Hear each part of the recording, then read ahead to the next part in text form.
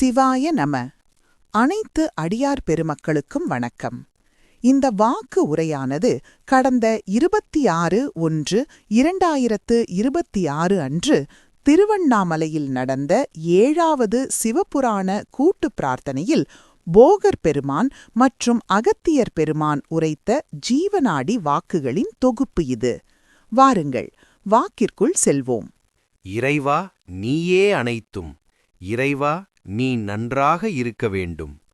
அன்னை ஸ்ரீ லோபாமுத்ரா உடனுரை தந்தை அகத்திய மாமுனிவர் திருவடிகளைப் பணிந்து, ஈரேழு உலகத்தையும் காத்து அருளக்கூடிய அன்னை ஸ்ரீ உண்ணாமலை அம்மை உடனுரை தந்தை அண்ணாமலையார் பொற்கமலத்தைப் பணிந்து பதிவினை வெளியிடுகின்றோம். அன்பான நேயர்களே, இந்த மெய்ஞான அலசலை கேட்கும் நீங்கள் ரொம்பவே பாக்கியசாலிகள். அதாவது ரொம்ப உயர்ந்த புண்ணிய ஆத்மாக்கள் என்றுதான் உங்களை சொல்லணும். கண்டிப்பா.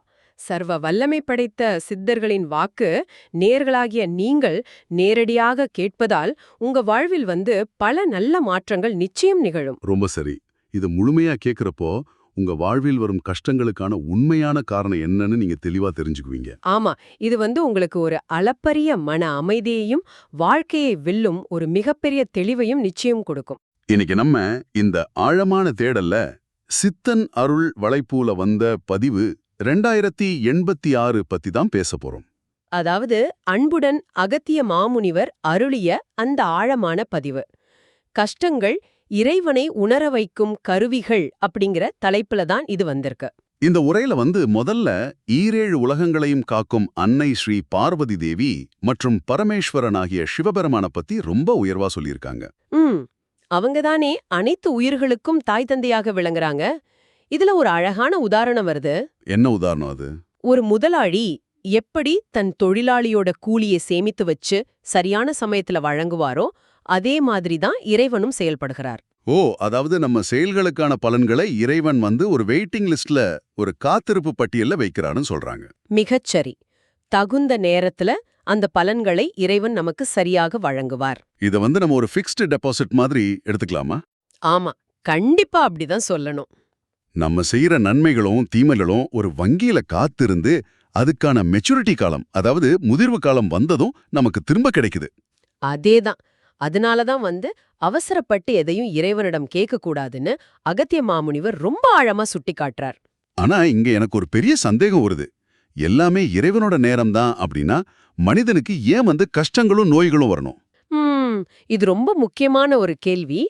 கஷ்டங்கள் தண்டனை கிடையாது. ஓ, அப்ப வேற என்ன அது?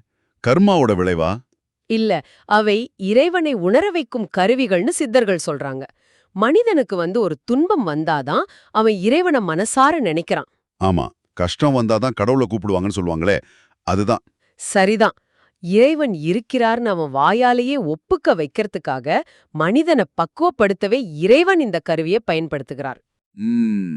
இத நான் இப்படி பாக்குறேன். மனிதன் உலகம் மாயையில ரொம்ப வசதியா ஆழ்ந்து தூங்கிட்டு இருக்கும்போது அவனை தட்டி எழுப்பக்கூடிய ஒரு அலார கடிகாரம் தான் இந்த கஷ்டங்கள். அடா ஆமா, அந்த கஷ்டம்ங்கிற அலாரம் அடிக்கலன்னா மனிதன் இறைவனே முழுசா மறந்துருவான் இல்லையா? கண்டிப்பா. சரி, இந்த கஷ்டங்களை ஏற்றுக்கொள்வதற்கு நமக்கு அடிப்படை தேவை என்னன்னு நீங்க நினைக்கிறீங்க? அதாவது பொறுமையான ஒரு உறுதியான இறை நம்பிக்கை இருந்தா மட்டும்தான் மனிதன் இதுல பிழைக்க முடியும் தோணுது. மிகச்சரியா சொன்னீங்க. இதுல போகர் சித்தரோட வாக்கும் ஒண்ணு ஆவணத்துல வருது. அது என்னென்ன நேயர்களுக்கு சொல்லுங்களேன். இறைவன் இல்லன்னு சொல்ற முட்டாள்கள் கூட அந்த இல்லைங்கிற சொல் மூலியமாவே இறைவன் இருப்பத மறைமுகமா மெய்ப்பிக்கிறாங்க அப்படின்னு சொல்றாரு. ரொம்ப ஆழமான தத்துவம் அது. இல்லைன்னு மறுக்கவே முதல்ல ஒரு விஷயம் இருக்கணும். ஆமா, சரி. ரொம்ப தெளிவா சொல்லிட்டீங்க. இந்த உலகளாவிய நற்செய்திய பகிரணும்னு அந்த பதிவுல ரொம்ப முக்கியமா சொல்லிருக்காங்க இல்லையா? ஆமாம். இந்த ஆழமான message WhatsApp groups, Facebook, Instagram, X மற்றும் லிங்க்டின்லாம் நீங்க கண்டிப்பா பகிரணும். அது மட்டும் இல்லாம TikTok, Snapchat, Reddit, Telegram, Discord, Facebook மெசஞ்சர்னு எல்லா சமூக வலைத்தளங்கள்லயும் நீங்க ஷேர் பண்ணலாம். நீங்க இந்த பதிவை தாராளமா டவுன்லோட் செய்து உங்க யூடியூப் சேனல்ல இலவசமாகவே பதிவேற்றலாம். இதுக்கு எந்த காப்புரிமையும் கிடையாது. இப்படி இந்த அற்புத செய்தியை பலருக்கும் ஒரு வழிகாட்டியாக பகிர்வதன் மூலமா உங்களுக்கு முதல் தர உயர் புண்ணியம் கிடைக்கும்னு சித்தர்கள் ஆசி வழங்கியிருக்காங்க. சித்தர்களோட இந்த அரிய செய்திய ரொம்ப பொறுமையோடு செவிமடுத்த நேயர்களுக்கு எங்களது நெஞ்சார்ந்த நன்றிகள். இன்னைக்கு நீங்க சிந்தித்து பார்க்க வேண்டிய ஒரு விஷயம் இதுதான். உங்க வாழ்வில் வந்த ஒரு மிகப்பெரிய கஷ்டம் எப்படி உங்களை இறைவனின் பக்கம் திருப்புகின்ற ஒரு விழிப்புணர்வு கருவியாக செயல்பட்டதுன்னு யோசிச்சு பாருங்க. ஓம் அன்னை ஸ்ரீ லோபாமுத்ரா உடனுரை தந்தை அகத்திய மாமுனிவர் திருவடிகளில் சமர்ப்பணம். சர்வம் சிவார்ப்பணம்.